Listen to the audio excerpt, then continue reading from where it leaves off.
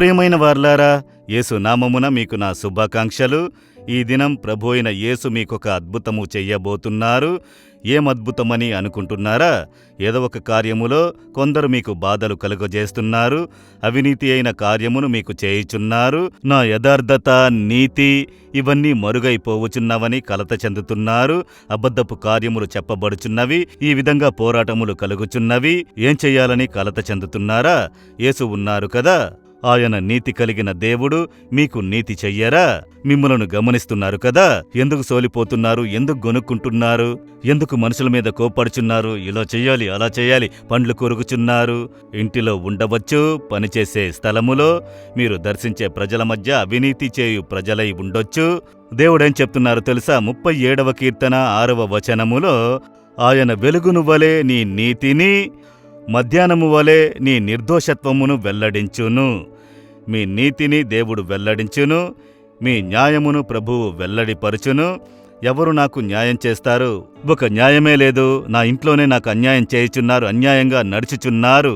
అబద్ధపు నేరం మోపి నన్ను స్తంభింపజేస్తున్నారు. నేను ఉద్యోగం చేసే స్థలంలో సూపర్వైజర్ చూస్తే అన్యాయంగా నా మీద నింద మోపి ఏదో ఒక సమస్యను కలుగజేస్తున్నారు. నేను న్యాయంతో ఉన్నను, నాకు అన్యాయం చేయుచున్నారు. కనుక నేను ఎక్కడికి వెళ్లి చెప్పేది? అబద్ధమును చెప్పి వేదన పరుస్తున్నారు. సమాజంలో జీవించే స్థలములో, సేవ చేసే స్థలములో, అయ్యో నాకు అన్యాయము జరుగుచున్నది, ఎక్కడికి వెళ్లి నేను చెప్పేది? ఎవరు నేను చెప్పేది విన్నట్టున్నారు అని అనుకుంటున్నారా? మీ కొరకు మాట్లాడువారు ఒకరున్నారు. ఆయన న్యాయాధిపతి అయిన దేవుడు, నీ నీతిని నేను వెలుగునకు తీసుకుని వచ్చేదను, నీకు నేను న్యాయం చేసేదను అని దేవుడు చెప్పుచున్నారు. కనుక అన్యాయముతో నిండిన లోకమే. మన చుట్టూ ఉన్న వారందరూ నీతిమంతులు కాదు. ఈ లోకము అన్యాయంతో నిండిన లోకము అని చెప్పబడుచున్నది. కనుక అన్యాయపు కార్యము మనకు జరుగుట నిజమే. అయితే న్యాయము చేయు దేవుడు చెప్పుచున్నారు, భయపడకు కుమారుడా, భయపడకు కుమార్తె, నీవు న్యాయముగా నడుచుకొనుము. నీ నీతిని నేను వెలుగునకు నడిపించెదను, నీ న్యాయమును నేను బయలుపరిచెదను. నీ పక్షమున మాట్లాడేది, మీ కొరకు క్రియ చేసి మీ న్యాయమును తెలియజేయుటకు దేవుడొకరున్నారు. ఆయన్ను విశ్వసించెదరా? ఈ దినము ఈ కార్యములో ఒక అద్భుతము జరుగును. మీరు ఎంత యథార్థవంతులు, నీతిమంతులు, దేవునికి భయపడి నడుచువారన్నది చుట్టూ ఉన్నవారు ఎరుగునట్లు ప్రభు ఈ దినం న్యాయం చేయును.